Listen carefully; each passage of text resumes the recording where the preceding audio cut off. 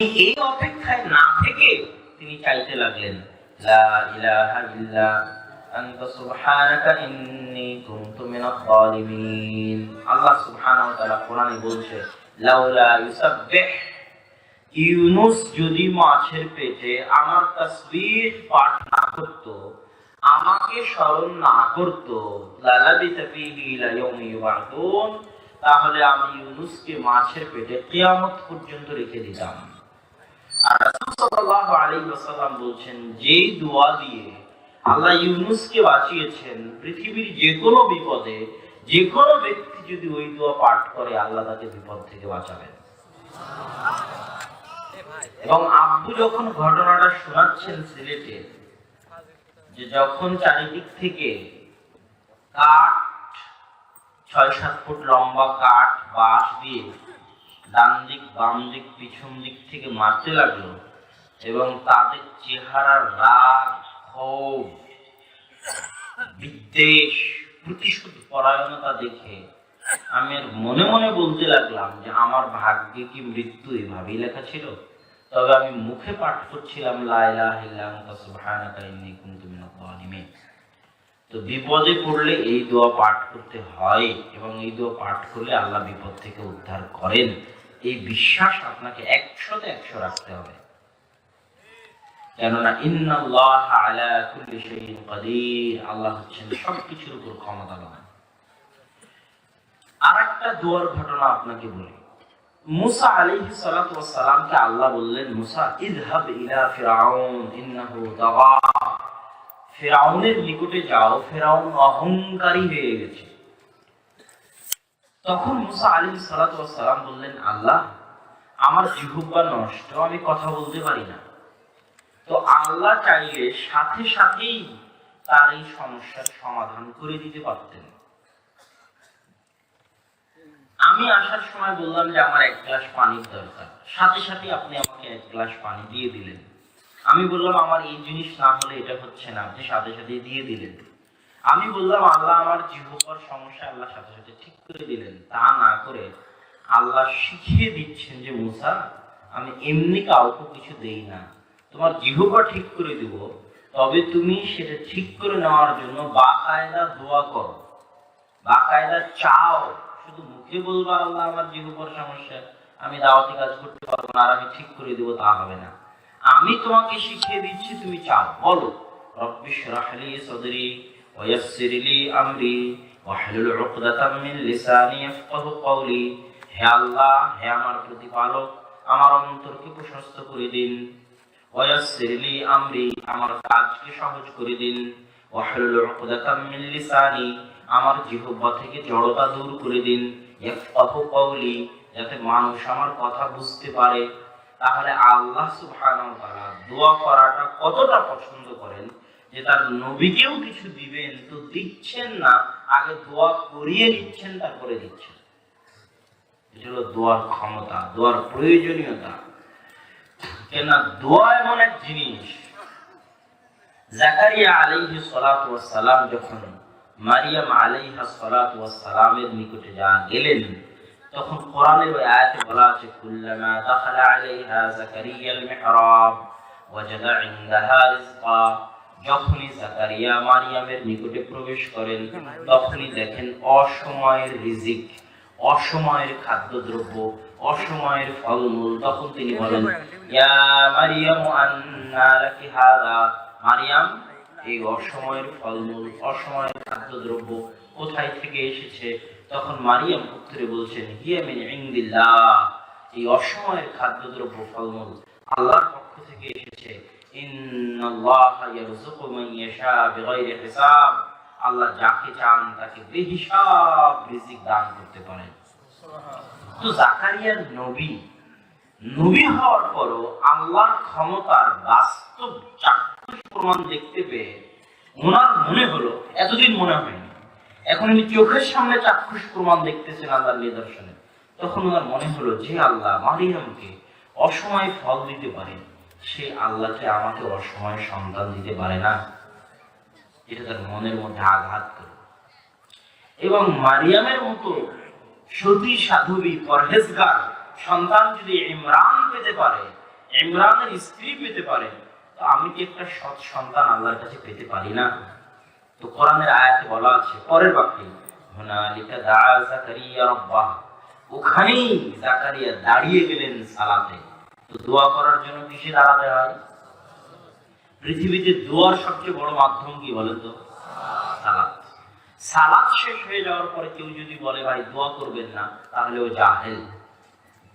কথা বুঝাতে পারিনি মনে হয়। সালাত শেষ হয়ে যাওয়ার পরে, ধরেন জানাজার সালাত, সালাত মানে দোয়া, জানাজার সালাত মানে, জানাজা মানে লাশ, লাশের জন্য দোয়া। সালাতুল জানাজার শাব্দিক অনুবাদ হচ্ছে লাশের জন্য দোয়া। যখন জানাজার সালাত মানে জানাজার দোয়া শেষ হয়ে গেল, তারপর এখন মানুষজন বলছে হুজুর দোয়া করালো না। কথা বুঝাতে পারিনি মনে হয়। তো যে বললো যে হুজুর দোয়া করালো না, ওকে আরো 10 বছর করতে হবে এটা জানার জন্য যে পৃথিবীতে দোয়ার সর্বশ্রেষ্ঠ মাধ্যম হচ্ছে সালাত। সালাতই দোয়া। জাকারিয়া আলাইহিস সালাম দোয়া করবে, সালাতে দাঁড়িয়ে গেলেন। সালাতে দাঁড়িয়ে গিয়ে উনি আল্লাহকে বলছেন আগে নিজের অক্ষমতা, আল্লাহ আমি তো আগে যখন যুবক ছিলাম তখনই সন্তান জন্ম দিতে পারি, এখন ওয়াস্তা আলা রাসু শাইবা, আমার মাথার চুল পেকে গেছে, দাড়ি সাদা হয়ে গেছে, আমার পক্ষে সন্তান জন্ম দেওয়া সম্ভব নয়। ওয়ামরাআতি আখিরা, আল্লাহ আপনি জানেন আমার স্ত্রী বন্ধ্যা, এতদিন সন্তান জন্ম দিতে পারেনি, আর এখন তো সেও বৃদ্ধা আমিও বৃদ্ধ, সন্তান হওয়ার 1% চান্স নাই। কিন্তু আমি জানি আপনি যদি চান তো আপনি দিতে পারেন। আল্লাহু আকবার। তো যখন এই দোয়া করলেন, দোয়া শেষ হয়নি, ফেরেশতা জাকারিয়াকে সুসংবাদ দিচ্ছে যে আল্লাহ আপনার একটা সন্তানের সুসংবাদ দিচ্ছেন, যার নামও তিনি রেখে দিয়েছেন, তার নাম হচ্ছে ইয়াহইয়া। তো জাকারিয়া আলাইহিস সালামেরও নিজেরও বিশ্বাস হয় ঠিক কেমনে সম্ভব। তখন উনি বলছে যে আল্লাহ কোনো কিছু নিদর্শন বলেন, যে নিদর্শন দিয়ে বিশ্বাস করতে পারবো যে আমার সত্যিই সন্তান হবে। তো দেখেন আমরা দোয়ার ঘটনা আলোচনা করছিলাম যে দোয়া কত পাওয়ারফুল, কত মজবুত। আরো অসংখ্য অগণিত ঘটনা আছে। 3 জন ব্যক্তি পাহাড়ের মধ্যে ঝড়ের মধ্যে আটকা পড়ে গেল, পাথর চাপা পড়ে গেল তাদের গুহার মুখে, ধাক্কা দিয়ে পাথর সরানো যায় না, বাহিরের মানুষ তো জানেই না যে ভিতরে কে আছে, তাহলে বাঁচাতে কেউ আসবে না, কেউ বাঁচাতেও আসবে না, ওরা ধাক্কা দিয়ে সরাতেও পারে না। আর মোবাইল ফোনও তো নাই, ফেসবুকও নাই যে কল দিয়ে কাউকে বলবে যে এই জায়গায় আছি বাঁচান, বা লোকেশন শেয়ার করবে যে এই লোকেশনে আছে আমাদেরকে উদ্ধার করে। কোনো রাস্তা নেই, সব রাস্তা বন্ধ। যখন সব দরজা বন্ধ হয়ে যায় তখন কিসের দরজা খোলা থাকে? আসমানের দরজা খোলা থাকে।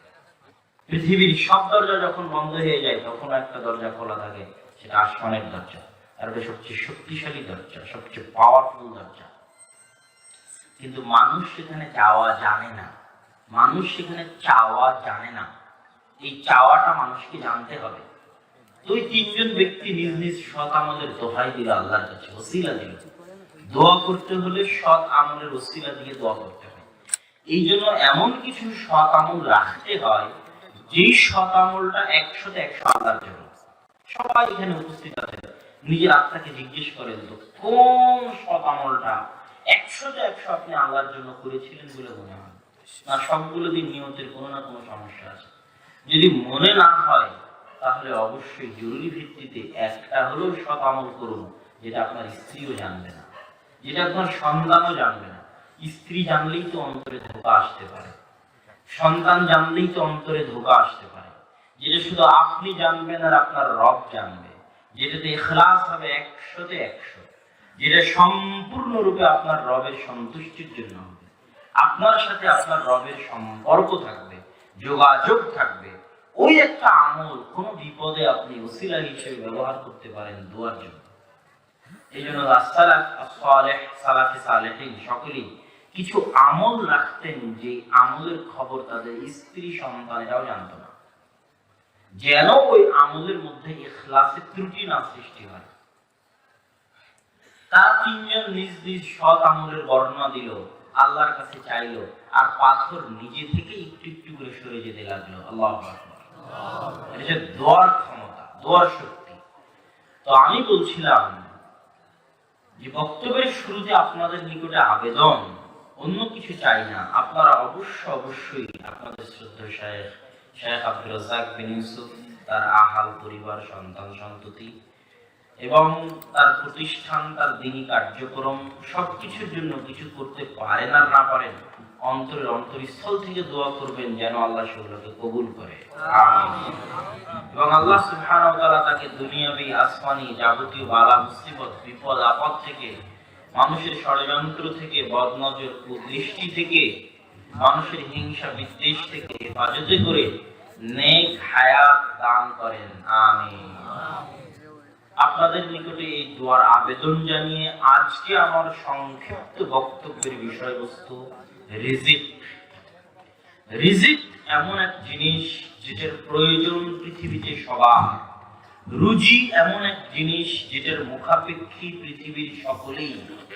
একমাত্র অমুখাপেক্ষী সত্তা, একমাত্র মুখাপেক্ষীহীন সত্তা, যিনি কোনো কিছুর মুখাপেক্ষী নন, তিনি কে?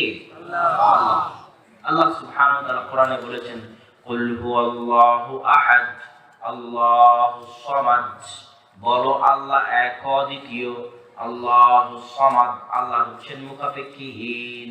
মুখাপেক্ষীহীন মানে যত দরবেশ ওলি আউলিয়া তাবিজ দেয়, কবিরাজি করে, যত কিছু আছে আপনার সমাজে, ওই কবিরাজ, ওই দরবেশ যে হাত দেখে, রাশি দেখে, রাশি পরীক্ষা করতে পারে, ভবিষ্যৎ বলে দিতে পারে, যা কিছু আছে আপনার সমাজে, ওই দরবেশ, ওই বাবা কি না ঘুমিয়ে থাকতে পারবে?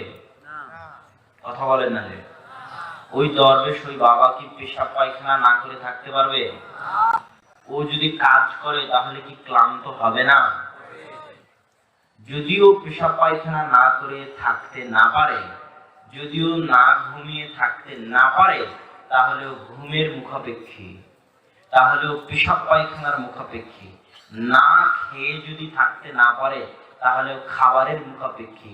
যে খাবার ছাড়া চলতে পারে না, ও আমার সরিষার সমপরিমাণ উপকার করতে পারবে না। যে না ঘুমালে চলতে পারে না, ও আমার সরিষার সমপরিমাণ উপকার করতে পারবে না। যে পেশাব পায়খানা না করলে দুনিয়াতে বেঁচে থাকবে না, ও আমার সরিষার সমপরিমাণ উপকার করতে পারবে না। উপকার সেই করতে পারবে আল্লাহু লা ইলাহা ইল্লা হুয়াল হাইয়ুল কাইয়ুম, আল্লাহ সেই যিনি আল হাই চিরঞ্জীব, আল কাইয়ুম চিরস্থায়ী। যে মারা যাবে বা মারা গেছে, সে আমার সরিষা সমপরিমাণ উপকার করতে পারবে না। লা তাখুযুহু সিনাতুন ওয়ালা নাওম, আল্লাহ ওই সত্তা যাকে তন্দ্রা স্পর্শ করে না। নিন্দ তো দূরের কথা, ঘুম তো দূরের কথা, ঘুম ঘুম ভাব যাকে স্পর্শ করে না, তিনি আল্লাহ। ক্লান্তি যাকে স্পর্শ করে না, তিনি আল্লাহ। যিনি নিজে খাদ্যের মুখাপেক্ষী নন, মানুষকে খাওয়ান, তিনি আল্লাহ। লাম ইয়ালিদ ওয়া লাম ইউলাদ, তিনি কাউকে জন্ম দেননি, কারো থেকে জন্ম নেননি। তার মানে যার বাপ আছে, ও কারো সরিষা সমপরিমাণ উপকার করতে পারবে না। যার মা আছে, ও কারো সরিষা সমপরিমাণ উপকার করতে পারবে না। যার সন্তান আছে, ও কারো সরিষা সমপরিমাণ উপকার করতে পারবে না। যে মারা যাবে, ও কারো সরিষা সমপরিমাণ উপকার করতে পারবে না। এরা এগুলোর মুখাপেক্ষী। আর এগুলো থেকে পাক ও পবিত্র সত্তাকে আল্লাহ সুবহানাহু ওয়া তাআলা। তো মানুষ রিজিকের মুখাপেক্ষী। নবী রাসূলগণ কি না খেয়ে বেঁচে থাকতেন? তার মানে নবী রাসূলগণকেও খাওয়া লাগতো, তারাও রিজিকের মুখাপেক্ষী ছিলেন। রিজিক কি? রিজিক কাকে বলে? এখানে উপস্থিত যত জনতা, মা এবং বোন আছে, সকলেই মনে করবে রিজিক মানে আমরা মনে হয় যেটা সকালে খাই, দুপুরে খাই, রাত্রে খাই, এটাই মনে হয় রিজিক। জি না, রিজিক হচ্ছে এত ব্যাপক, এত বিস্তৃত যে আপনার স্ত্রীও আপনার রিজিক, আপনার সন্তান সন্ততিও আপনার রিজিক, আপনার পদমর্যাদা, চেয়ারম্যান, এমপি, মন্ত্রী, এটাও আল্লাহর রিজিক। সমাজে আপনার সম্মান মর্যাদা, এটাও আল্লাহর রিজিক। আপনার জ্ঞান, এটাও আল্লাহর রিজিক। আপনার জমি জায়গা, বাড়ি গাড়ি, আপনার মোটর সাইকেল, আপনার গাড়ি, ওটাও আল্লাহর রিজিক। আপনার বাড়ি, ওটাও আল্লাহর রিজিক। আপনার জমি জায়গা, ওটাও আল্লাহর রিজিক। আপনি যতদিন পৃথিবীতে বেঁচে থাকবেন আপনার হায়াত সময় সীমা, ওই হায়াত আপনার রিজিক তথা একটা মানুষ দুনিয়াতে আসার পর থেকে যা কিছু পায় সেটা যেটাই হোক, জীবন পায়, মৃত্যু পায়, টাকা পায়, ধন দৌলত পায়, স্ত্রী পায়, সন্তান সন্ততি পায়, মান সম্মান পায়, পদমর্যাদা পায়, জ্ঞান পায়, যা কিছু পায় এবং অর্জন করে সবই কিসের অন্তর্ভুক্ত বলেন তো? রিজিকের অন্তর্ভুক্ত। রিজিক কেন জরুরি? রিজিক কি জন্য জরুরি? ইসলাম কি শুধু গরিব হতে বলে? ধনী হওয়া কি ইসলামে দর্শনীয়? আল্লাহ সুবহানাহু ওয়া তাআলা কোরআন মাজিদে বলছেন, রব্বানা আতিনা ফিদ দুনিয়া হাসানাতাও ওয়া ফিল আখিরাতি হাসানাহ ওয়া কিনা আযাবান নার। হে আল্লাহ, আপনি আমাদেরকে দুনিয়াতে কল্যাণ দান করেন, মানে আমাদের রিজিকে কল্যাণ দান করেন, আমাদের দুনিয়াবি জীবনে কল্যাণ দান করেন। আল্লাহ রাসূল সাল্লাল্লাহু আলাইহি ওয়াসাল্লাম হাদিসে বলছেন, লা হাসাদা ইল্লা ফি ইসনাতাইন, হিংসা, বিদ্বেষ, ঈর্ষা কোনো কিছুতেই জায়েজ নয়। ঈর্ষা শুধু দুটো বিষয়ে করা জায়েজ। এক, মান আতাহুল্লাহু মালান, আল্লাহ যাকে কোটি টাকা লাখ টাকার মালিক করেছেন, তারপরে সে ওই কোটি টাকা লাখ টাকা আল্লাহর রাস্তায় ব্যয় করার সুযোগ পেয়েছে, তাকে দেখে ঈর্ষা করা উচিত। ইস, আমারও যদি এরকম লাখ কোটি টাকা হতো, আমিও একটা মসজিদ বানাতাম, আমিও একটা মাদ্রাসা বানাতাম, তাহলে কি ধনী হওয়া দর্শনীয়? উসমান আল গানি, তার নামের সাথে লাগানো আছে গানি, ধনী, মানে ওসমান ধনী। কত বড় ধনী? 30,000 মানুষ যাবে তাবুকের যুদ্ধে, ওই 30,000 মানুষের অর্ধেকেরও যদি উনি যানবাহনের ব্যবস্থা করেন, তার মানে 15,000 মানুষকে এই যুগে মার্সিডিজ বেঞ্চ বা বিএমডব্লিউ গাড়ি কিনে দেওয়া আর ওই যুগে 15,000 মানুষকে উট কিনে দেওয়া সমান। এত বড় ধনী যে ওসমান যদি আজকের যুগে থাকতেন তো বলতেন 15,000 মানুষকে আমি মার্সিডিজ বেঞ্চ বিএমডব্লিউ গাড়ি দিয়ে দিলাম। এত ধনী। 30,000 মানুষকে 3 মাস বসিয়ে খাওয়াবেন, এত ধনী। বাংলাদেশের সরকার প্রধানমন্ত্রী শেখ হাসিনাও 30,000 মানুষকে 3 মাস বসিয়ে খাওয়াতে পারবে না।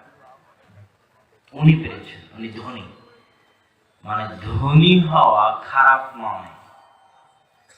ইবনে হাজার আসকালানী রাহিমাহুল্লাহ ধনী আলেমদের একজন ছিলেন। যে সমস্ত আলেম ওলামা পৃথিবীতে দ্বীনের খিদমত করেছেন, আবার অনেক টাকা পয়সার মালিক হয়েছেন, তার মধ্যে একজন কে বলেন তো? নাম বললাম যে কে? ইবনে হাজার আসকালানী। ইবনে হাজার আসকালানী কে? হ্যাঁ, ইবনে হাজার আসকালানী হচ্ছে ফাতহুল বারী। কি বইয়ের নাম বলেন তো? ফাতহুল বারী। সবাই বলেন কি নাম? এটা হচ্ছে সহিহ বুখারীর সবচেয়ে প্রসিদ্ধ ব্যাখ্যা গ্রন্থ। ফাতহুল বারীর লেখক হচ্ছে ইবনে হাজার আসকালানী। ইবনে হাজার আসকালানী রাহিমাহুল্লাহ এত ধনী ছিলেন, এত ধনী ছিলেন যে প্রথম যেই দিন তিনি ফাতহুল বারী প্রকাশ করেন, সেই দিন সারা পৃথিবী থেকে সব আলেম ওলামাকে উনি নিজের খরচে দাওয়াত করেছিলেন। পথ খরচ আমি দিব, আপনি আসেন। সব আলেম ওলামাকে পথ খরচ দিয়ে মিশরের কায়রোতে একত্রিত করে ফাতহুল বারীর 1 কপি করে ফ্রি সবার হাতে তিনি হাতিয়ে দিয়েছিলেন। তো তিনি যদি গরিব হতেন পারতেন? পারতেন না। একদিন ইবনে হাজার আসকালানী রাহিমাহুল্লাহ বিশাল শান শওকত, জৌলুস, ঐশ্বর্য, তার উটের বহরের শান শওকত, জৌলুস, ঐশ্বর্য দেখে পাশ দিয়ে হেঁটে যাওয়া এক ইহুদি, ওই ইহুদির পায়ে হয়তো স্যান্ডেলও নাই, গরিব মিসকিন। ওই ইহুদি বলতেছে, ইবনে হাজার আসকালানী থামেন, থামেন। কেন, কি সমস্যা? বলে, আপনারা হাদিস শুনান আর দুনিয়া সিজনুল মুমিন, দুনিয়া হচ্ছে মুমিনের জন্য কারাগার। তো দুনিয়া যদি মুমিনের জন্য কারাগারই হয়, তাহলে আপনার এত ধন দৌলত, টাকা পয়সা, এত উন্নত মানের যানবাহন, উট, তার শান শওকত, জৌলুস, আর আমার পায়ে স্যান্ডেল পর্যন্ত নাই। তো কাফেরদের জন্য যদি জান্নাতি হবে আর মুমিনের জন্য যদি কারাগারই হবে, তো আমারই অবস্থা কেন আর আপনারই অবস্থা কেন? তখন ইবনে হাজার আসকালানী রাহিমাহুল্লাহ বলতেছেন, শোনো, দুনিয়া মুমিনদের জন্য কারাগার কেন জানো? আমি ইবনে হাজার আসকালানী আজ যে ধন দৌলত ঐশ্বর্য টাকা পয়সা মান মর্যাদা ভোগ করতেছি, আমি জান্নাতে যে ধন দৌলত ঐশ্বর্য টাকা পয়সা মান মর্যাদা সম্মান আরামায়েশ ভোগ বিলাস ভোগ করব, ওটার তুলনায় আমার দুনিয়ার এই আরামায়েশ কারাগারে থাকার মতো। আল্লাহু আকবার। আর তুমি যে জাহান্নামে থাকবা, ওই জাহান্নামের কষ্টের তুলনায় তুমি দুনিয়াতে যেভাবে আছো এটা জান্নাতে থাকার মতো। ইয়াহইয়া ইবনে মাঈন নামে একজন বিখ্যাত মুহাদ্দিস, ইয়াহইয়া বিন সাঈদ আল-কাত্তান, ইয়াহইয়া বিন মাঈন, আবু হাতিম আর-রাজি, আবু যুরআ আর-রাজি, বুখারী, মুসলিম, আহমদ বিন হাম্বল, এরা হচ্ছে শীর্ষস্থানীয় মুহাদ্দিস। তো ইয়াহইয়া বিন মাঈনের পিতা তার জন্য 10 লক্ষ দিনার, 10 লক্ষ দিরহাম সেই যুগে। আজকের যুগে মুসা বিন শমসের হয়তো যত কোটি টাকার মালিক অত কোটি টাকা হতে পারে, সেই যুগে 10 লক্ষ দিনার দিরহাম তিনি রেখে গেছেন তার সন্তানের জন্য। ইয়াহইয়া বিন মাঈন বলছে, আমার পিতা যে 10 লক্ষ দিনার আমার জন্য রেখে গেছিলেন, আমি এই 10 লক্ষ দিনার ইলমের পথে খরচ করতে করতে করতে করতে, ইলমের পথে মানে সফরে যাই, ইলমের জন্য খরচ হয়, কাগজ কিনি খরচ হয়, কালি কিনি খরচ হয়, বই কিনি খরচ হয়, ইলমের জন্য খরচ করতে করতে 10 লক্ষ দিনার এমন ভাবে খরচ করেছি যে একটা সময় আমার কাছে আমার স্যান্ডেল কেনার মতো টাকা ছিল না।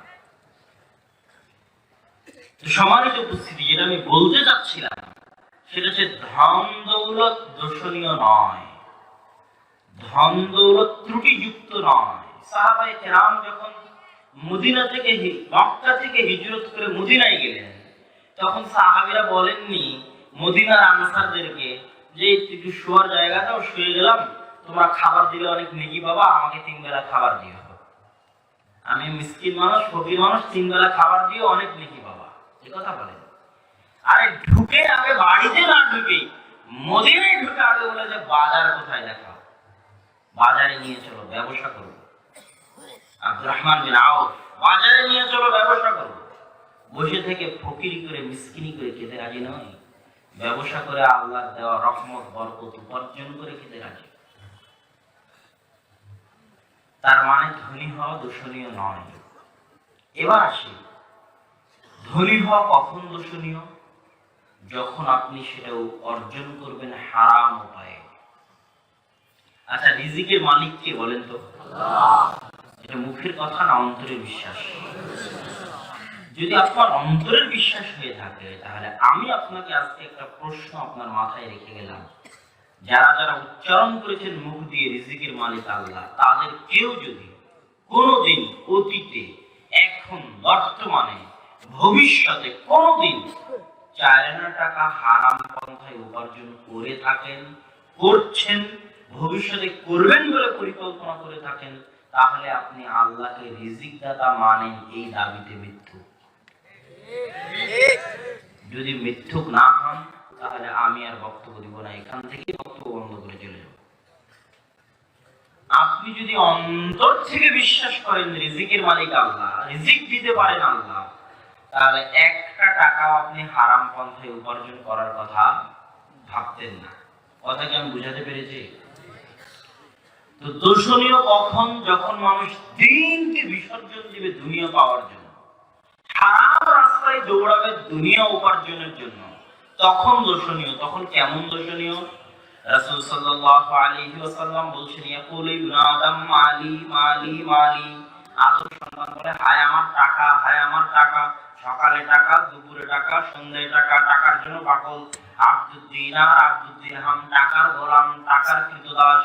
অথচ শোনো, মা কালা পাপমা, যা খেয়েছে তা হজম হয়ে গেছে, ওমালা বিসা পাবলা, যা পড়েছে তা পুরাতন হয়ে গেছে। মানুষ কি করে? 1 মাসে ডাল চাল ভাত তরি তরকারি কিনতেই অর্ধেক বেতন শেষ হয়ে যায়। তো 1 মাসে ডাল চাল তরি তরকারি কই যায়? পেটে যাওয়ার পর শেষ হয়ে যায় না? মা কালা পাপমা, যা খেয়েছে তা হজম হয়ে গেছে, ওমালা বিসা পাবলা, টাকা দিয়ে আর কি করবে?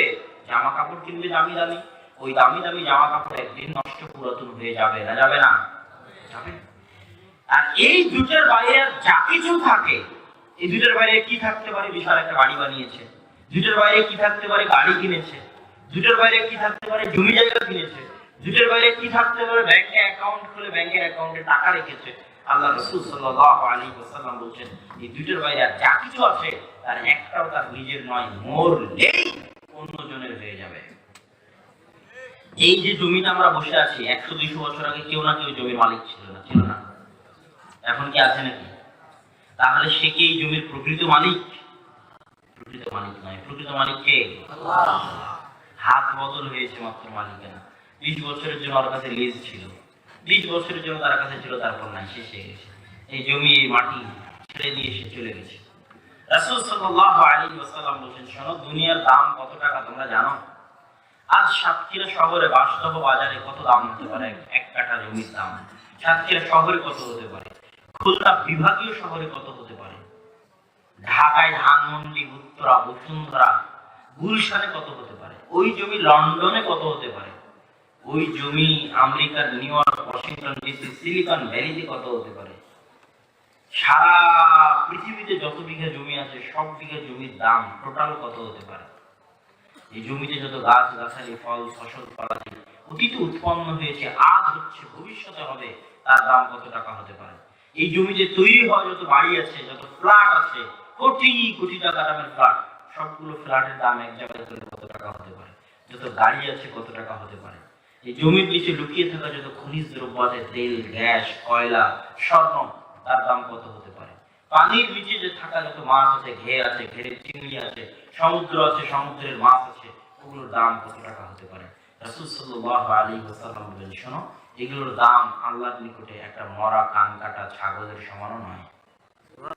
এগুলোর দাম আল্লাহর নিকটে একটা মাছের দানার সমানও নয়। যদি এগুলোর দাম একটা মাছের দানার সমান হতো, আজ বিল গেটস এক ঢোক পানিও পান করতে পারত না, অথচ শীর্ষ জ্যাকমা আলিবাবা.com, মুকেশ আম্বানি রিলায়েন্স এক ঢোক পানিও পান করতে পারত না, অথচ শীর্ষ ধনী। কেন? ইন্নাল্লাহা ইউতিদ দুনিয়া লিমান ইউহিব ওয়া মান লা ইউহিব। আল্লাহ দুনিয়া তাকেও দেন যাকে ভালোবাসেন, আল্লাহ দুনিয়া তাকেও দেন যাকে ভালোবাসেন না। দুনিয়া আল্লাহর ভালোবাসার মাপকাঠি নয়। দুনিয়া যদি আল্লাহর ভালোবাসার মাপকাঠি হতো, তাহলে ইউসুফ যখন কুয়ায়, তখন কি আল্লাহ তাকে ভালোবাসেন না? তার বাপ নবী, তার দাদা নবী, তার পরদাদা নবী, পরদাদা ইব্রাহিম নবী, দাদা ইসহাক নবী, বাপ ইয়াকুব নবী, ইয়াকুবের চোখ দিয়ে অঝোর ধারায় দোয়া বের হচ্ছে সন্তানের জন্য। সন্তান কোথায়? কুয়াতে। সন্তান কোথায়? বাজারে। কি বিক্রি হচ্ছে? কৃতদাস হিসেবে। এই লাউয়ের দাম কত ভাই? এই লাউয়ের দাম 10 টাকা। না না না, নিব না, 2 টাকা দাম দেন, আমি নিব। এই যে দরদাম, একটা মানুষের দরদাম হচ্ছে। এর দাম কত? এই ছোট বাচ্চার, ফুটফুটে সুন্দর বাচ্চা বলে 2 লাখ টাকা। না না, এই দিব না, এর চেয়ে বেশি দাম দিতে হবে। যেই ছোট বাচ্চাটা দরদাম হচ্ছে, ক্রয় বিক্রয় হচ্ছে, ছোট বাচ্চাটার নাম কি বলেন তো? ইউসুফ। তো আল্লাহ কি তাকে ভালোবাসেন না? ইউসুফ আলাইহিস সালাতু ওয়াস সালাম বিক্রি হয়ে মানুষের বাড়িতে চলে গেলেন, চাকর। আপনারা কেউ মানুষের বাড়িতে চাকর ছিলেন? আমার মনে হয় না যে কেউ এখানে আছে যে মানুষের বাড়িতে চাকর হিসেবে ছিল, আমার ধারণা নাই। কিন্তু ইউসুফ আলাইহিস সালাম মানুষের বাড়িতে কি ছিলেন বলেন তো? চাকর, গোলাম, কৃতদাস। অর্ডার দিবে শুনতে হবে, এই ঝাড়ু দে, ঝাড়ু দিতে হবে, এই মোচ মুছতে হবে। ইউসুফ কৃতদাস, গোলাম, চাকর, মানুষের বাড়িতে। মিথ্যা অপবাদ মাথায় নিলেন, মিথ্যা অপবাদ মাথায় নিয়ে জেলে গেলেন, 7 বছর জেল কাটলেন। কোন রাজনৈতিক নেতাও মনে হয় আজকে সমাবেশে নাই যে 7 বছর জেল কেটেছে। তাহলে যখন ইউসুফ জেলে, তখন তার জন্য তার পিতার দোয়া আছে, ইয়াকুবের দোয়া করতে করতে চোখ বন্ধ হয়ে গেছে।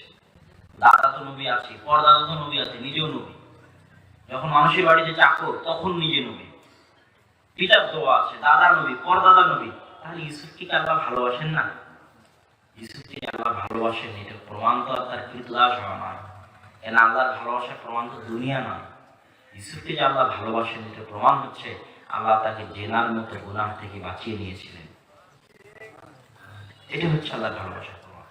আপনারা এখানে যারা উপস্থিত আছেন, কয়জন ফজরের সালাত আদায় করতে পেরেছেন? কয়জন 5 ওয়াক্ত সালাত আদায় করতে পেরেছেন? কয়জন তাহাজ্জুদের সালাত আদায় করতে পারেন? এটা হচ্ছে মাপকাঠি যে আল্লাহর সাথে আপনার সম্পর্ক কতটুকু আছে, আল্লাহ আপনাকে কতটুকু ভালোবাসে।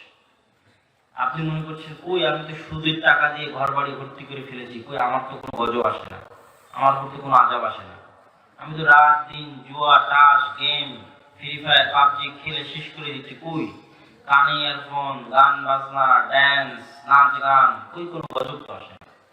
আরে বাবা, তোমার জন্য তো গজবের জন্য অন্য কিছুর প্রয়োজন নাই, এটাই তোমার গজব হিসেবে যথেষ্ট, এটাই তোমার শাস্তির জন্য যথেষ্ট, এটাই তোমার আযাবের জন্য যথেষ্ট, যে তুমি আল্লাহর রহমত থেকে বঞ্চিত, আল্লাহর করুণা থেকে বঞ্চিত, আল্লাহর দয়া থেকে বঞ্চিত, আল্লাহ সুবহানাহু ওয়া তাআলার দরবার থেকে বিতাড়িত।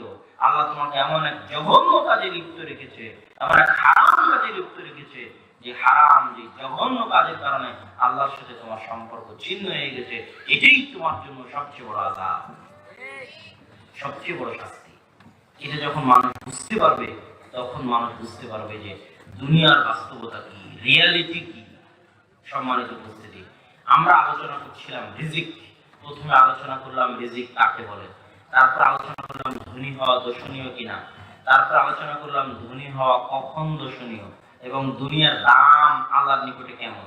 এবার পরের আলোচনায় আসি যে রিজিক আমার হাতে না আল্লাহর হাতে, এই প্রশ্ন দিয়ে আমরা আলোচনা শুরু করেছিলাম।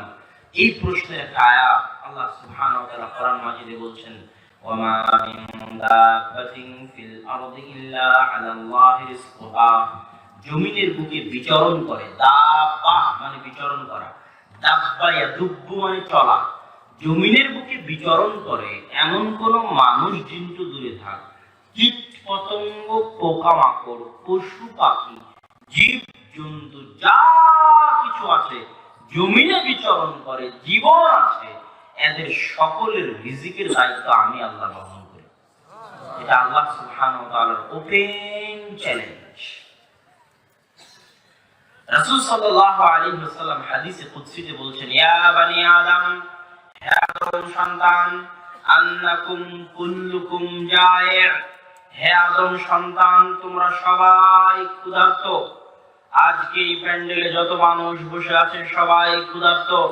সারা বাংলাদেশের 17 কোটি মানুষ ক্ষুধার্ত, সারা পৃথিবীর কয়েকশো কোটি মানুষ ক্ষুধার্ত।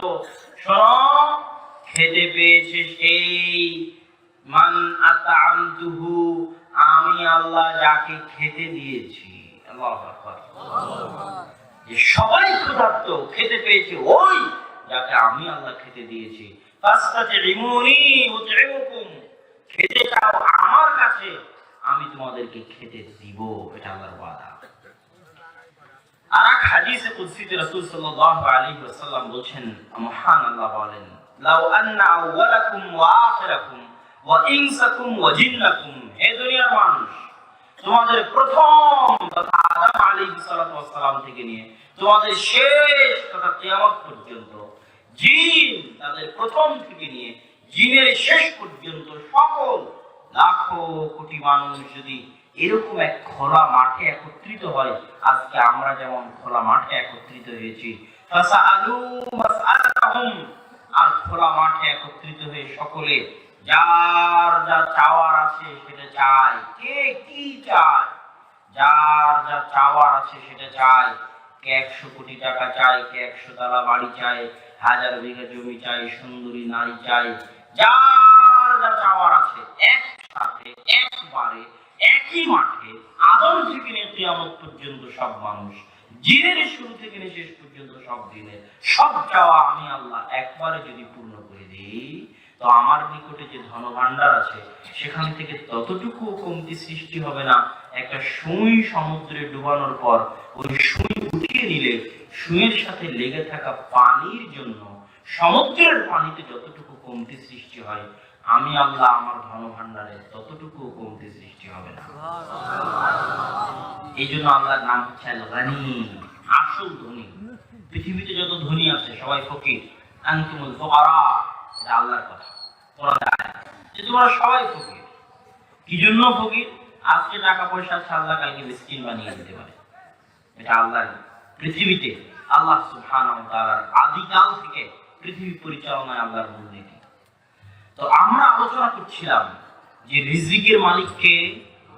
আল্লাহ সুবহানাহু ওয়া তাআলা। আর একটা হাদিস শুনুন, আব্দুল্লাহ বিন মাসউদ রাদিয়াল্লাহু তাআলা আনহু থেকে বর্ণিত, তিনি বলেন, রাসূল সাল্লাল্লাহু আলাইহি ওয়াসাল্লাম বলেছেন, লা তামুতু, কোন আত্মা মৃত্যুবরণ করবে না, হাত্তা তুস্তাউফা রিজকুহা, যতক্ষণ না ওই আত্মার ভাগ্যে যে রিজিক লেখা আছে এই রিজিক যতক্ষণ না সে পূরণ করে নেয় ততক্ষণ তার মৃত্যু হবে না। তার মানে কি, আপনার মৃত্যু যেভাবে আপনাকে খুঁজতেছে আপনার রিজিক সেভাবে আপনাকে খুঁজতেছে।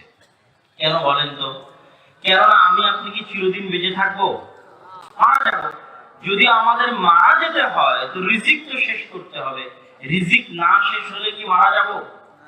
রিজিক না শেষ হলে যদি মারা না যায় তো রিজিক শেষ করতে হবে। তো মৃত্যু আমাদের যেভাবে খুঁজতেছে রিজিক আমাদেরকে সেভাবে খুঁজতেছে। এই জন্য রিজিক নিয়ে চিন্তার কিছু নেই। রিজিক নিয়ে যে চিন্তা করে সে আল্লাহ সুবহানাহু ওয়া তাআলার অস্তিত্বে, আল্লাহ সুবহানাহু ওয়া তাআলার ক্ষমতায় বিশ্বাস করে না। প্রশ্ন আসতে পারে, রিজিকের মালিক যখন আল্লাহ, তা আমি ঘরে বসে কেন রিজিক পাবো না? এটা প্রশ্ন হবে না হবে না বলেন তো? হবে। রিজিকের মালিক যখন আল্লাহ, ঘরে বসে কেন রিজিক পাবো না? এই প্রশ্নের উত্তর আগে আপনাকে কে কি দিয়েছে আমি জানি না। আজকে মনোযোগ দিয়ে একটা উত্তর শুনে যান, আপনার মরা পর্যন্ত কাজে দিবে। সেটা কি? আল্লাহ সুবহানাহু ওয়া তাআলা কোরআন মাজিদে বলছেন, ফাইদা কুদিয়াতিস সালাত ফান্তাশিরু ফিল আরজ, দুনিয়ার মানুষ যখন সালাত শেষ হয়ে যায় তখন তোমরা জমিনে ছড়িয়ে পড়ো। কেন জমিনে ছড়িয়ে পড়বে? ওয়াবতাগু মিন ফাজলি, জমিনের প্রত্যেক ইঞ্চি মাটিতে আল্লাহর দয়া আছে। আল্লাহু আকবার।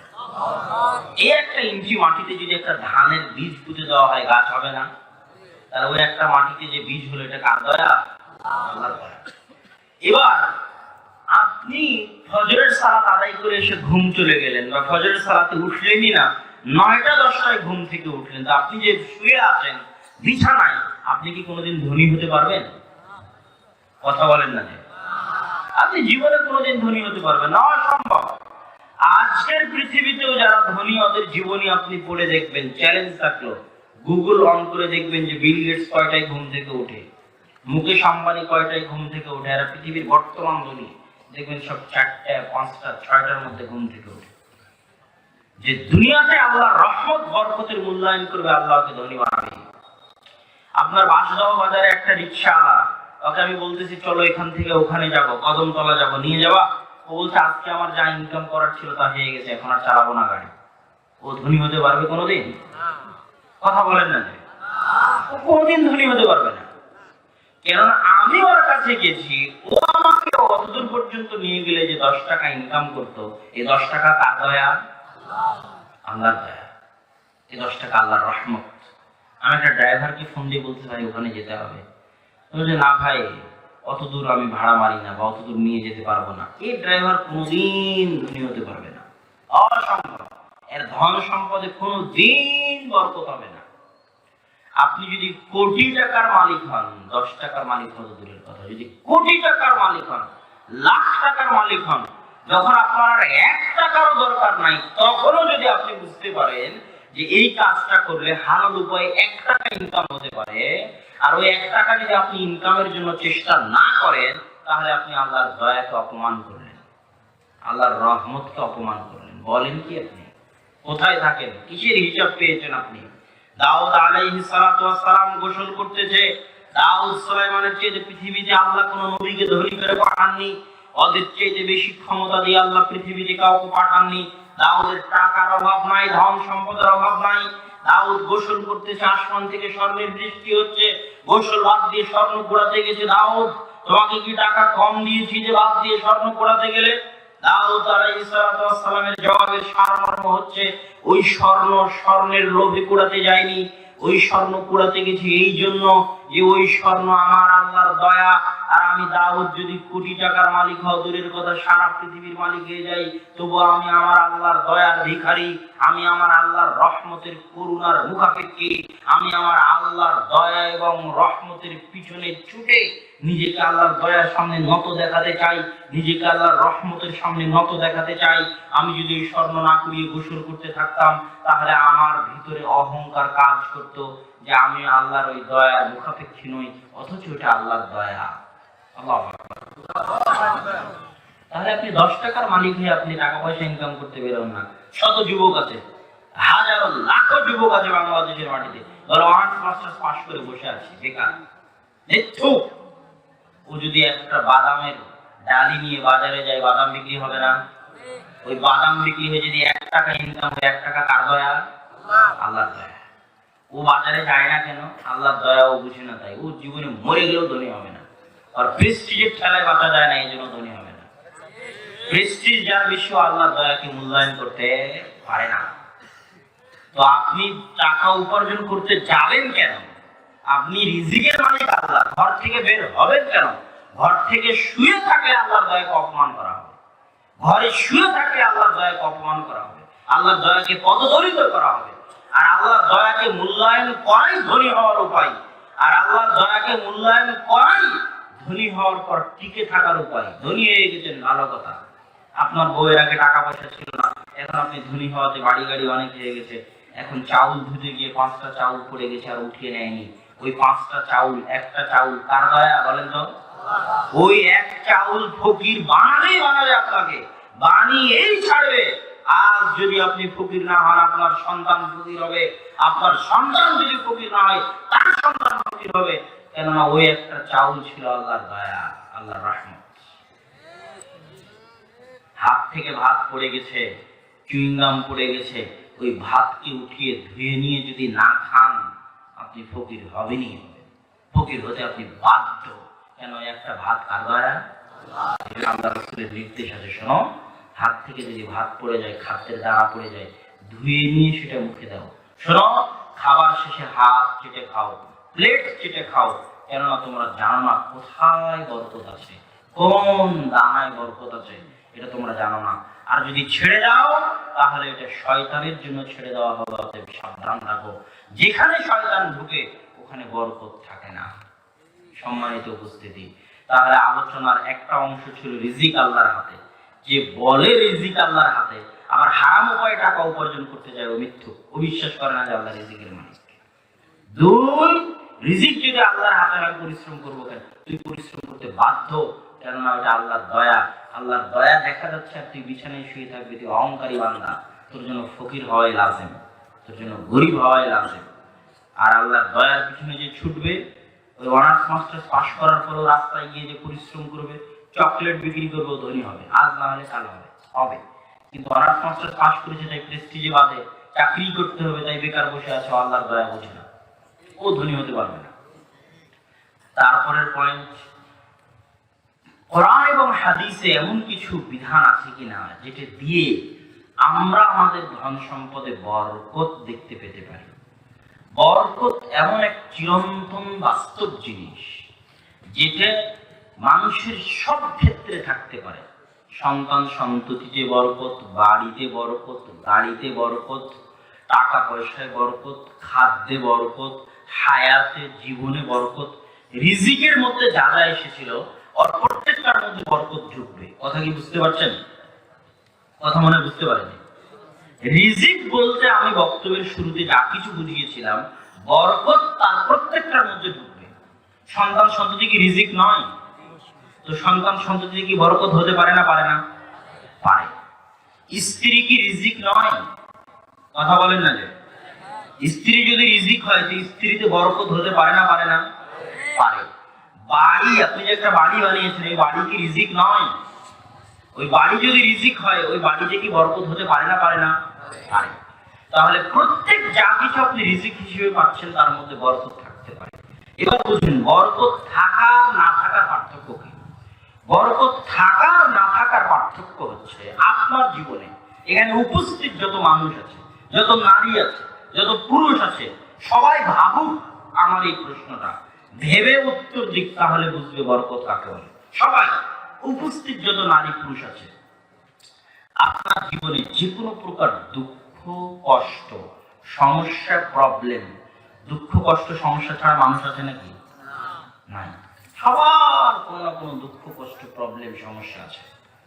আপনি নারী হন পুরুষ হন, আপনার শাশুড়ির সাথে সমস্যা, না বাপের সাথে সমস্যা, না মায়ের সাথে সমস্যা, না ভাইয়ের সাথে সমস্যা, না কোম্পানিতে বসের সাথে সমস্যা, না দোকানে বাজারে কারোর সাথে সমস্যা, না রাজনীতি করতে গিয়ে সমস্যা, না দলের মধ্যে সমস্যা। যত সমস্যায় আপনি জর্জরিত, সব সমস্যার দুইটা কারণ। কয়টা কারণ?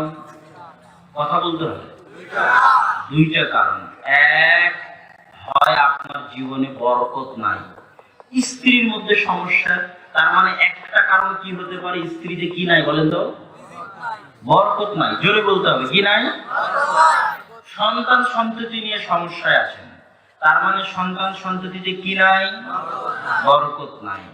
গাড়ি নিয়ে সমস্যা আছেন, চাকরি নিয়ে সমস্যা আছেন, জমি নিয়ে সমস্যা আছেন, তার মধ্যে ওটার মধ্যে বরকত নাই।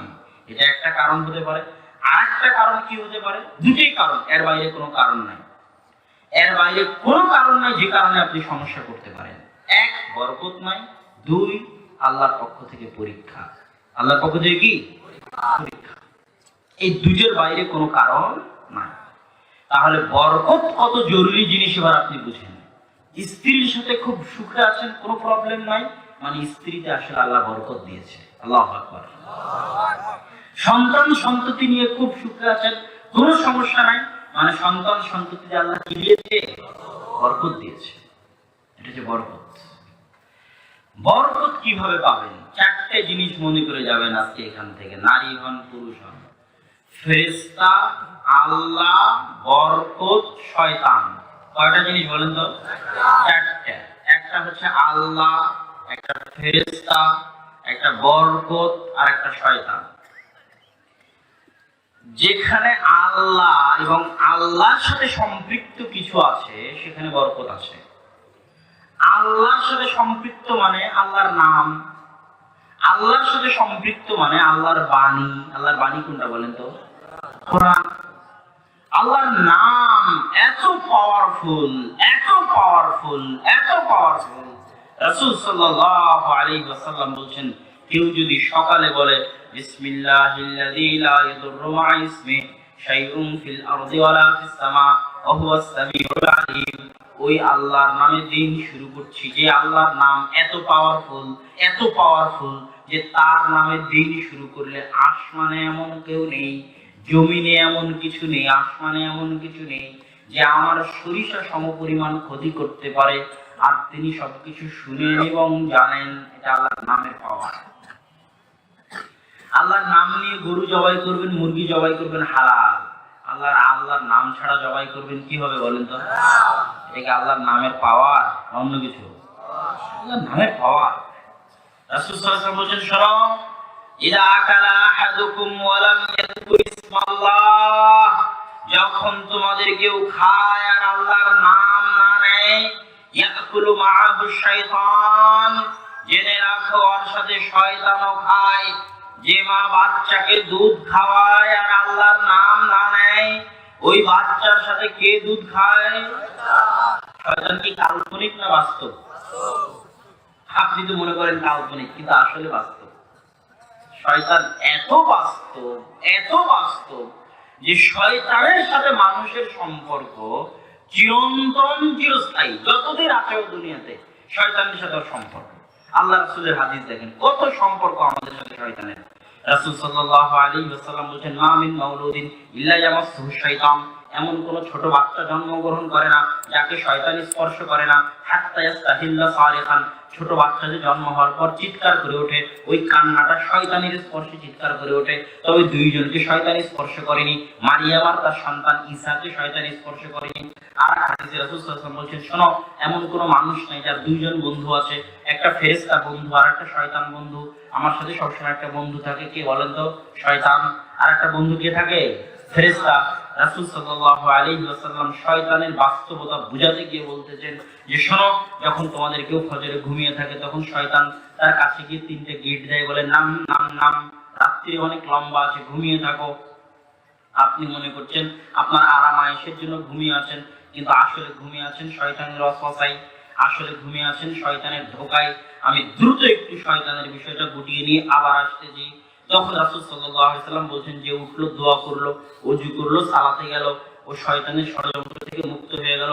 কোরআন খোলেন, কোরআনের শুরু থেকে শেষ পর্যন্ত আল্লাহ সবচেয়ে বড় শত্রু, সবচেয়ে দামি শত্রু, সবচেয়ে জানি শত্রু, মানের শত্রু, প্রাণের শত্রু। আপনার যার সাথে মনে করছেন আওয়ামী লীগ, মনে করছেন বিএনপি আমার শত্রু, বিএনপি মনে করছে আওয়ামী লীগ আমার শত্রু, মুসলমান মনে করছে আমেরিকা আমার শত্রু, ইহুদি আমার শত্রু, আপনি মনে করছেন আপনার ভাই আপনার শত্রু, আপনি মনে করছেন যে আপনার টাকা মেরে নিয়েছে সে আপনার শত্রু, যে আপনার জমি দখল করেছে আপনার শত্রু। আর আল্লাহ কোরআনের শুরু থেকে শেষ পর্যন্ত বলছে, মানুষ তোমাদের সবচেয়ে প্রকাশ্য, সবচেয়ে জঘন্য, সবচেয়ে ভয়ঙ্কর শত্রু কে? শয়তান কি কাল্পনিক? বাস্তব।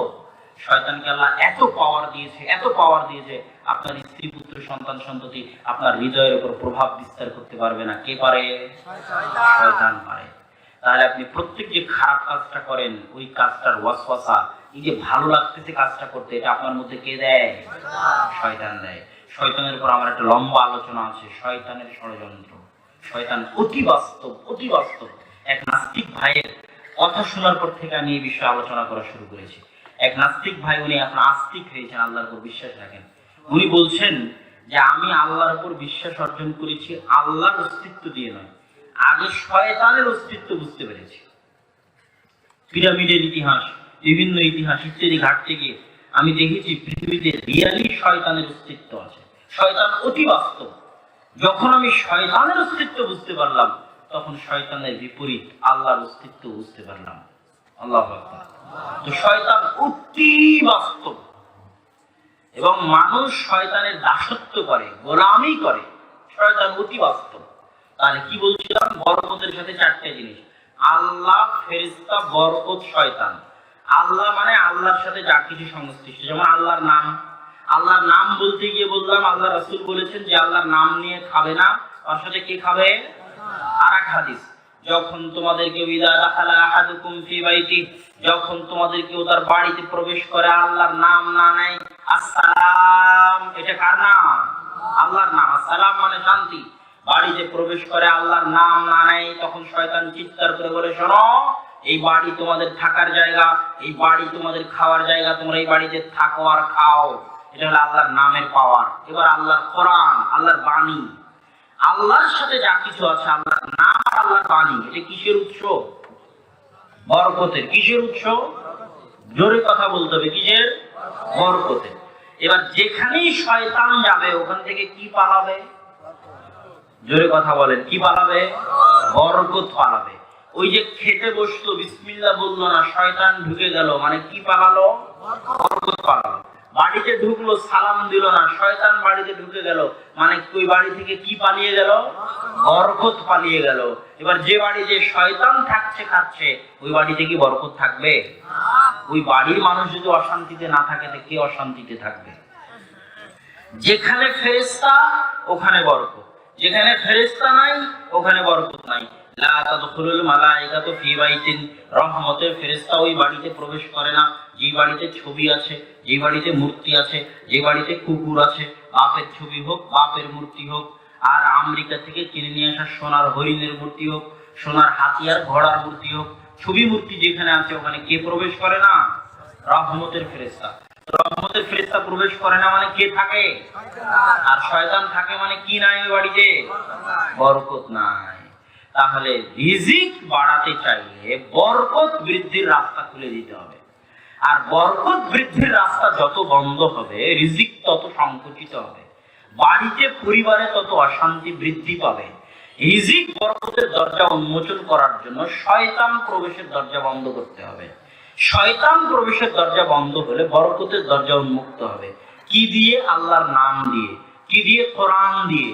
কোরআনবিহীন জীবন কুকুর শ্রীগালের জীবন, কোরআনবিহীন জীবন পশু প্রাণীর জীবন, কোরআনবিহীন বাড়ি অন্ধকার বাড়ি, কোরআনবিহীন বাড়ি কবরের মতো বাড়ি। যে বাড়িতে, যে জীবনে কোরআন তেলাওয়াত হয় না, ওই বাড়ি, ওই জীবন অন্ধকারাচ্ছন্ন। ওই বাড়িতে কোনো আলো নাই, কোনো লাইট নাই, অন্ধকার বাড়ি। কোন মুসলমান যেন কোরআন না শিখে মারা না যায়। আল্লাহুম্মা আমিন। উপস্থিত যারা আছেন কেউ যেন কোরআন না শিখে মারা না যান। কোরআনই আপনার জীবনে বরকতের রাস্তাকে উন্মোচন করে দিবে। আর যত জন উপস্থিত আছেন কেউ যেন নিজের সন্তানকে কোরআন না শিখিয়ে বড় না করেন। কি বলেন? ইনশাআল্লাহ বলেন। কোরআন না শিখিয়ে নিজের সন্তানকে বড় করবেন না। কোরআনই ওর বরকতের রাস্তাকে উন্মোচন করে দিবে। এবার আসি, আর কি কি উপায় আছে যেটা দিয়ে আমার ধন সম্পদ বাড়তে পারবে? একটা বড় উপায় হচ্ছে বিবাহ করা, অধিক সন্তান নেওয়া। পাশ থেকে যত সরকার মন্ত্রী আছে, মানবাধিকার কর্মী আছে, এনজিও আছে, চিল্লাচিল্লি লাগিয়ে দিবে যে ও বিবাহ আর সন্তান সন্ততিতে কেমনে ধন সম্পদ বাড়ে। আমরা রাত দিন মানুষকে বুঝাচ্ছি, ছেলে হোক মেয়ে হোক, দুটি সন্তানই যথেষ্ট, একটি হলে আরো ভালো। আর এই বক্তা এসে বলতেছে সন্তান বেশি হলে নাকি টাকা বেশি হবে। এমন অবাস্তব, অযৌক্তিক কথা। আমি এটা যুক্তি দিয়ে প্রমাণ করে দিয়ে যেতে চাই যে সন্তান বেশি হলে টাকা বেশি হবেই হবে। প্রথম কথা, এই পৃথিবী চালায় কে? আল্লাহ। আমরা কার সৃষ্টিজীব? আল্লাহর সৃষ্টিজীব। এই পৃথিবী কি মানুষ চালায়? আপনার সন্তান কি আপনার সৃষ্টিজীব? আপনি আর আপনার স্ত্রী মিলে হাজার চেষ্টা করে ওই আজমির, শাহজালাল, বেঙ্গলোর, মুম্বাই ডাক্তারের কাছে গিয়ে সন্তান জন্ম দিতে পারবেন? যদি আল্লাহ না চায় পারবেন না। আর পৃথিবী কে চালায়? আল্লাহ চালায়। তো এই পৃথিবী আল্লাহ চালায়, ওই সন্তানটা সৃষ্টি করতেছে আল্লাহ। তো এই পৃথিবীতে আসার পর এই পৃথিবীতে খাবে কি, এই চিন্তা কার? এই পৃথিবী চলবে কিভাবে, এই চিন্তা কার? মাত্র এত অল্প জমি, অল্প জমিতে 16 কোটি মানুষ, কিভাবে চলবে? এটা কি প্রধানমন্ত্রী শেখ হাসিনার চিন্তা না কার চিন্তা? এই ভূখণ্ডের আসল মালিক কে? আল্লাহ। আল্লাহর চিন্তা। কিভাবে চালাবেন এটা উনি জানেন। এটা রাস্তা বের করার দায়িত্ব না। এই জন্য আল্লাহ সুবহানাহু ওয়া তাআলা কোরআন মাজিদে বলেছেন, লা তাকতুলু আওলাদাকুম খাশিয়াতা ইমলাক, তোমরা তোমাদের সন্তান সন্ততিকে হত্যা করিও না দারিদ্রতার ভয়ে। নাহনু নারযুকুকুম ওয়া ইয়াহুম, তোকেও খাওয়াই আমি, তোর সন্তানকেও খাওয়াবো আমি। আপনার রিজিকের মালিক কে? না আপনি। তো তোকেও খাওয়াই আমি, তুই এখনো তোর রিজিকের মালিক হতে পারিসনি। আর পেটের সন্তান আসছে বলছে কি খাবে, কোথায় থাকবে, কেমনি কি করব। তাহলে ও আল্লাহর ক্ষমতা সম্পর্কে জানে না। ও বলছে সন্তান নিব না। ওর কি নেওয়ার ক্ষমতা আছে? আল্লাহ না দিলে নেওয়ার ক্ষমতা নাই। কেন সন্তান বেশি হলে টাকা বেশি হবে? হাদিসে প্রথমে পড়লেন যে প্রত্যেক মানুষ নিজ নিজ রিজিক নিয়ে এসেছে, পড়েননি? কথা বলেন না যে? এখনই শুনলেন যে সব মানুষ রিজিক নিয়ে এসেছে। এখন আমি একাই আছি, তো আমার যতটুকু খাওয়ার প্রয়োজন, জামা কাপড়ের প্রয়োজন, এতটুকু রিজিক আল্লাহ আমাকে দিবে। তার একটা মেয়েকে বিয়ে করলাম, ওই মেয়ের ভাগ্যে রিজিক আছে না নাই?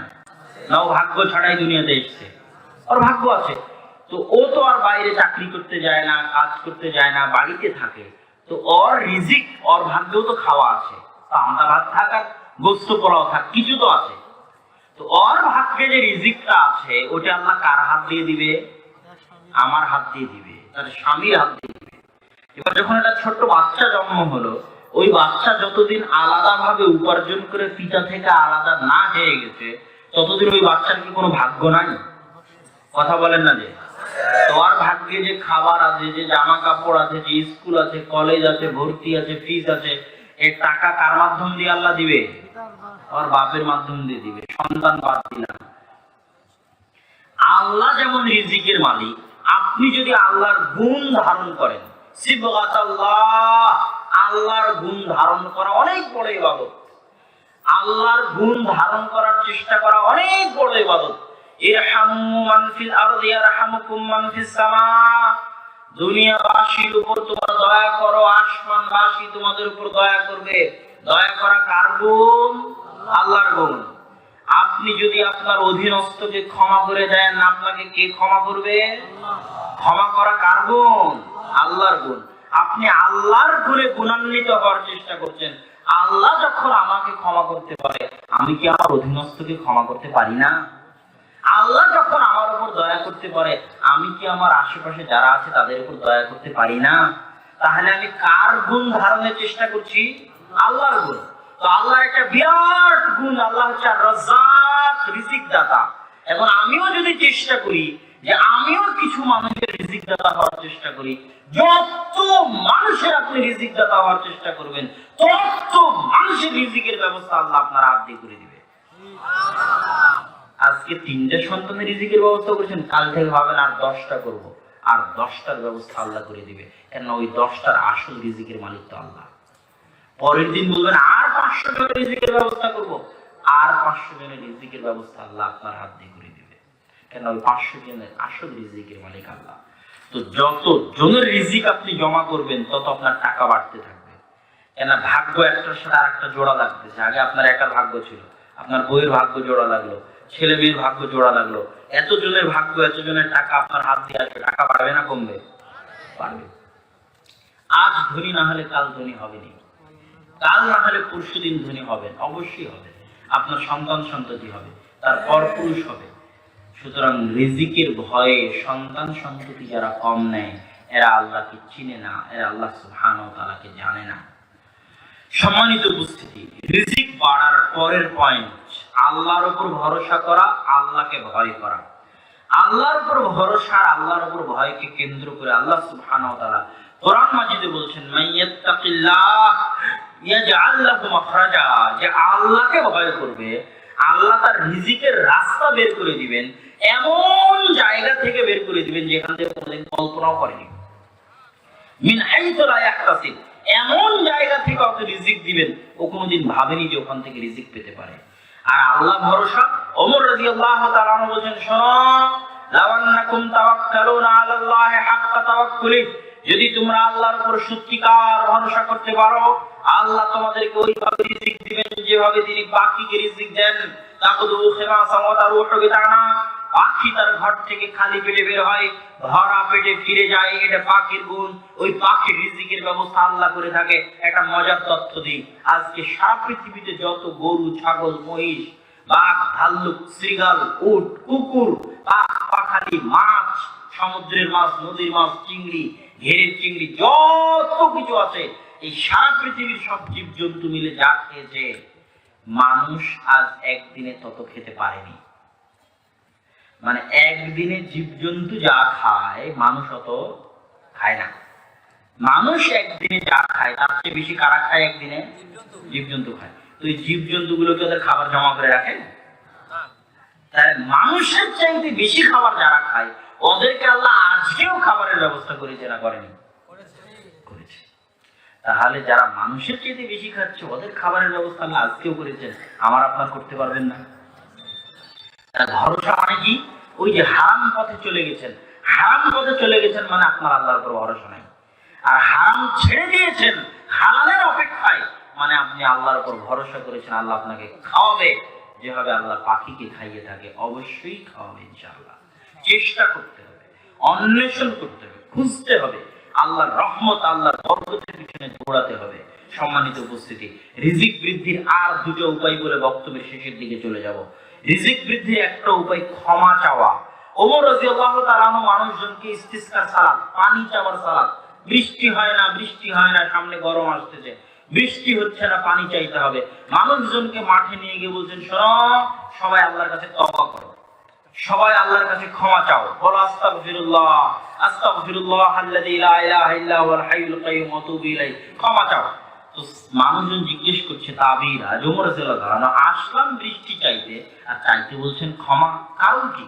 তখন ওমর রাদিয়াল্লাহু তাআলা বললেন, ফাকুলতু আস্তাগফিরু রাব্বাকুম ইন্নাহু কানা গাফফারা ইউরসিলিস সামাআ আলাইকুম মিদরারা, শোনো, তোমরা আল্লাহর নিকটে ক্ষমা চাও, যদি ক্ষমা চাও আল্লাহ তোমাদের উপর আসমান থেকে বৃষ্টি বর্ষণ করবেন, তোমাদের ধন সম্পদে বরকত দিবেন। আল্লাহু আকবার। দুইজন ব্যক্তি, দুই ভাই, এক ভাই বাসদহ বাজারে কাজ করে, আর এক ভাই এই ফুরকানিয়া মাদ্রাসায় পড়ে। ওই ভাই বাজারে কাজ করে টাকা নিয়ে এসে ফুরকানিয়া মাদ্রাসা রেখে দেয় পড়ার জন্য।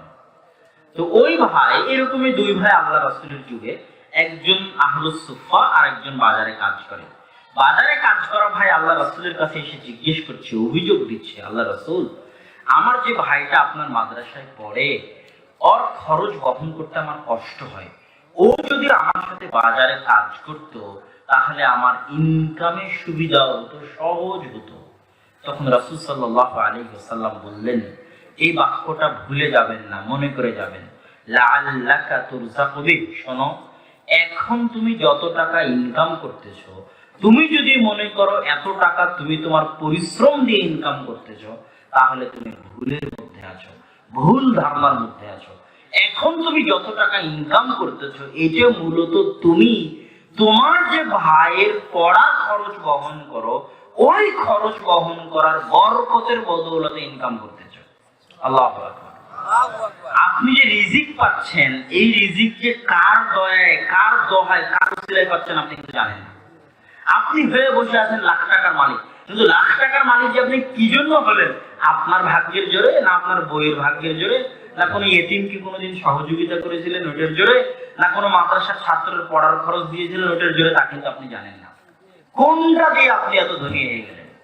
সুতরাং দানের হাত প্রশস্ত করবেন, যত দানের হাত প্রশস্ত করবেন তত আল্লাহ আপনার রিজিক বাড়িয়ে দিবে। এই মাদ্রাসা হোক আর যে মাদ্রাসা হোক, এই মসজিদ হোক আর যে মসজিদ হোক, রিজিকের আলোচনার সারমর্মের পরের দুইটা জরুরি কথা। এক, যুবক সমাজ এবং মা ও বোনদেরকে লক্ষ্য করে বলতে চাই, হে যুবক এবং হে বোনেরা, আপনারা অন্যদের দাসত্ব থেকে ফিরে আসুন। অন্যের দাসত্ব মানে আজকের যুবক ফ্রি ফায়ার গেমের দাস, আজকের যুবক পাবজি গেমের দাস, কৃতদাস, গোলাম। হয় কেউ মদের দাস, জুয়ার দাস, নারীর দাস, নারীর গোলাম, টাকার দাস, ক্ষমতার দাস। এরা কিন্তু আসলে দাসত্ব করে, বুঝে না তাই। এই দাসত্ব থেকে যতদিন বের না হতে পারবে ততদিন এই জাতির কোনো উপকার হবে না, জাতি ধ্বংস হয়ে যাবে। আর মা এবং বোনদের উদ্দেশ্যে কি বলবো? মা এবং বোনদের উদ্দেশ্যে এটাই বলবো যে পর্দা হচ্ছে সম্মান আর বেপর্দা হচ্ছে অপমান। বেপর্দা কি বলেন তো? অপমান। দলিল, ওই যে জান্নাতে হাওয়া আলাইহিস সালাতু ওয়াস সালামের উপর যখন শাস্তি আসলো, তখন শাস্তি স্বরূপ গায়ের জামা খুলে গেল। তো গায়ের জামা খুলে যাওয়া সম্মান না অপমান? অপমান। তো যে বেহায়াই বেপরদার সাথে বাজারে চলে ও নিজেকে অপমান করতেছে।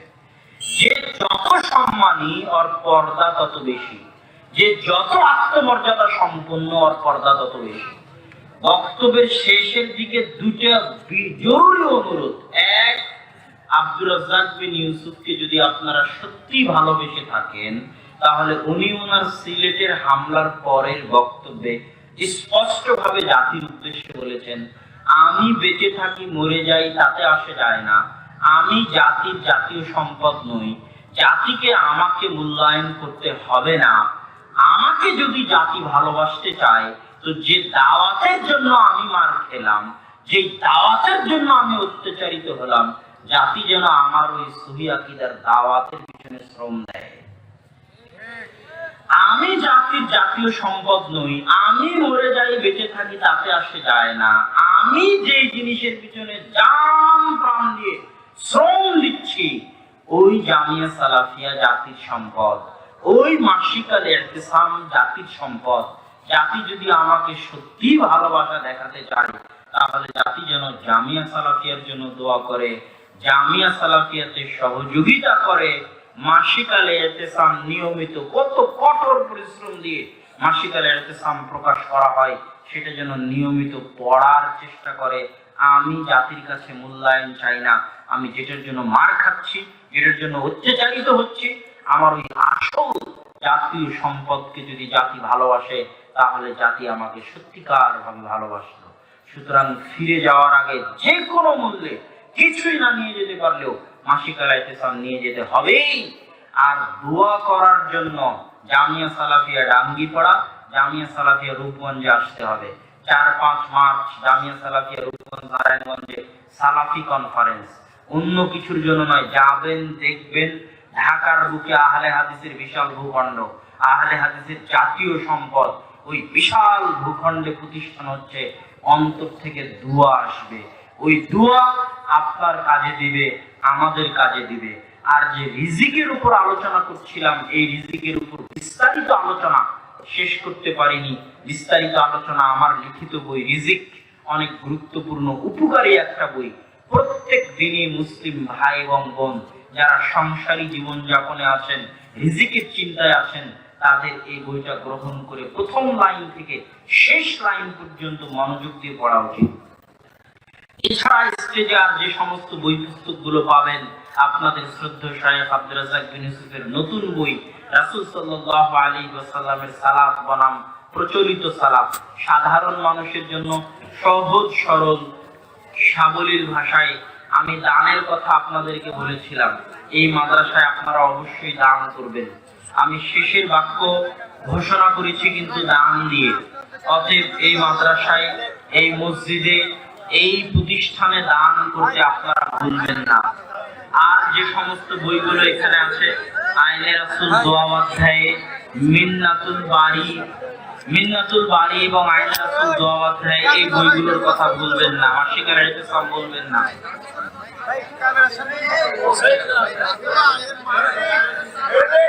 যদি কোনো সেনাবাহিনীর ছেলের সাথে বিয়ে হয়, তাহলে সে তো দাড়ি রাখা বা টাকুর নিচে কাপড় রাখতে পারে না। এক্ষেত্রে তার বা কন্যা পক্ষের করণীয় কি? যদি পরিবর্তনের সম্ভাবনা না থাকে, যে দাড়ি রাখবে বা টাকুর উপর কাপড় পরবে, তাহলে বিবাহ না দেওয়াই ভালো। কেননা তাকওয়াকে আগে গুরুত্ব দিতে হবে। সালাতের ভিতরে ঠোঁট না নাড়িয়ে মনে মনে তেলাওয়াত করা যাবে কি? ওই ঠোঁট নাড়ানো বাদে মনে মনে তেলাওয়াত বলে ইসলামে কিছু নাই। যতটুকু আছে চুপে চুপে, তবে ঠোঁট নাড়াতে হবে, মনে মনে বলে কিছু নাই। সালাতে দাঁড়ানোর সঠিক নিয়ম কি? সালাতে দাঁড়ানোর সঠিক নিয়ম হচ্ছে পায়ে পা, কাঁধে কাঁধ মিলিয়ে দাঁড়াতে হবে, কাতার সোজা করে দাঁড়াতে হবে, জামার হাতা কলার খুলে দিয়ে দাঁড়াতে হবে, মুখের মাস্ক খুলে দিয়ে দাঁড়াতে হবে, কেবলা মুখী হয়ে দাঁড়াতে হবে, সিজদার দিকে চোখ রেখে দাঁড়াতে হবে। এগুলো দাঁড়ানোর নিয়ম।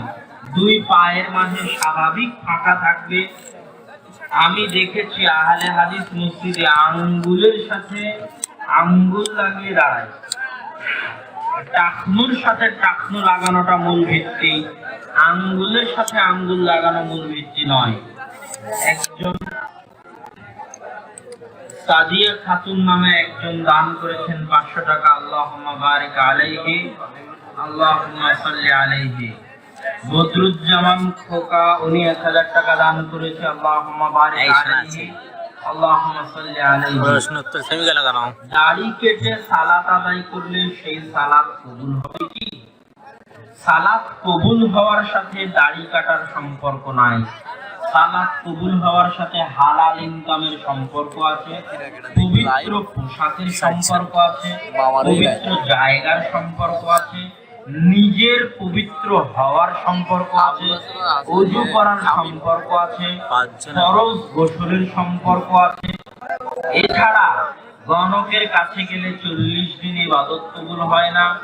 এই জাতীয় যে হাদিসগুলো আছে, মাদক দ্রব্য পান করলে ইবাদত কবুল হয় না, এগুলোর সম্পর্ক আছে। দাড়ি কাটলে গুনাহগার হবে, তার গুনাহ আল্লাহ মাফ করবেন কিনা সেটা আল্লাহ জানেন, কিন্তু সালাত কবুল হবে। হিন্দু মেয়েদের বিবাহ করা যাবে কি? যদি আমি তাকে মুসলিম বানিয়ে নিই। হিন্দু অবস্থায় বিবাহ করা যাবে না, আগে মুসলিম হতে হবে। মুসলিম হওয়ার পর মুসলিম মেয়েকে বিয়ে করা যাবে। তবে বানু ইসরাইল বা ইহুদি খ্রিস্টান আহলুল কিতাবের কন্যা, যারা সত্যিকার আহলুল কিতাবের উপর আছে, বিকৃত মুশরিকানা আহলুল কিতাব নয়, তারা ইহুদি খ্রিস্টান হলেও তাদের মেয়েকে বিয়ে করা যাবে। আপনারা দান করেন, মাদ্রাসায় দান করেন। যে মুসলমান হওয়ার পর ওই মেয়ের গার্জিয়ান মুসলিম সরকার, চেয়ারম্যান, মেম্বার, और ওনার পিতা মাতার গার্জিয়ান লাগবে না। পিতা মাতা তো কাফের। প্রতিবেশী হারাম উপার্জন করে, উক্ত প্রতিবেশীর তরকারি খাওয়া যাবে কি? না খাওয়াই উচিত। যারা হারাম উপার্জন করে তাদের থেকে দূরে থাকা উচিত। আমরা ফরজ নামাজ পড়ি না, অথচ জানাজার নামাজ পড়ার জন্য ব্যস্ত হই। তার মানে যে ফরজ নামাজ পড়ে না, জানাজার নামাজে আসবে না এরকম নয়। এই তুই ফরজ নামাজ পড়ে জানাজায় আসছেন, এটা না। ওই যে জানাজায় আসছে, এটা দিয়ে তো ওর অন্তরে আল্লাহ ভীতি আসতে পারে না। তখন পরে আবার ফরজ সালাত আদায় করবে। সুতরাং ফরজ নামাজ পড়ে না তাই জানাজার নামাজে আসতে পারবে না, বিষয়টা এমন নয়। হানাফি মাযহাবের অনুসারীরা কি জান্নাতে যেতে পারবে? তো জান্নাত কি আহলে হাদিসের বাপের পৈতৃক সম্পত্তি? হ্যাঁ? যে আপনার নাম আহলে হাদিস হয়ে গেল আর জান্নাতে চলে গেলেন। জান্নাতে মানুষ যাবে নিয়ত দিয়ে, জান্নাতে মানুষ যাবে আমল দিয়ে, জান্নাতে মানুষ যাবে আল্লাহর দয়া দিয়ে। ওকে যদি আল্লাহ ক্ষমা করে দেয় তা আপনি ঠেকানোর কে? আর আপনার আহলে হাদিস হওয়ার অহংকার যদি আল্লাহর কাছে খারাপ লাগে আর আপনাকে জাহান্নামে দিয়ে দেয় তো আপনাকে বাঁচাবে কে? হানাফিকে যদি জান্নাতে দেয় তো ঠেকাবে কে? আর আহলে হাদিস হওয়ার অহংকারের কারণে যদি জাহান্নামে দিয়ে দেয় তো ঠেকাবে কে? পুরোটাই কার দয়া? আল্লাহর দয়া। আমি একটি সরকারি বিশ্ববিদ্যালয়ের আইনের ছাত্র। আমার প্রশ্ন হচ্ছে, যদি আমি ভবিষ্যতে জজ হই এবং প্রচলিত আইনে বিচার করি তাহলে আমি কি পরকাল হারাবো? এই মুহূর্তে আমার করণীয় কি? দুটো জিনিস এখানে। একটা হচ্ছে কিছু ফ্যামিলি ল থাকে, সিভিল ল থাকে, যে সিভিল ল গুলোর ক্ষেত্রে সাধারণত ইসলামী আইন কানুনগুলোই মুসলিম দেশগুলোতে অনুসরণ করা হয়। ক্রিমিনাল ল গুলোর ক্ষেত্রে ইসলামের আইন অনুসরণ করা হয় না।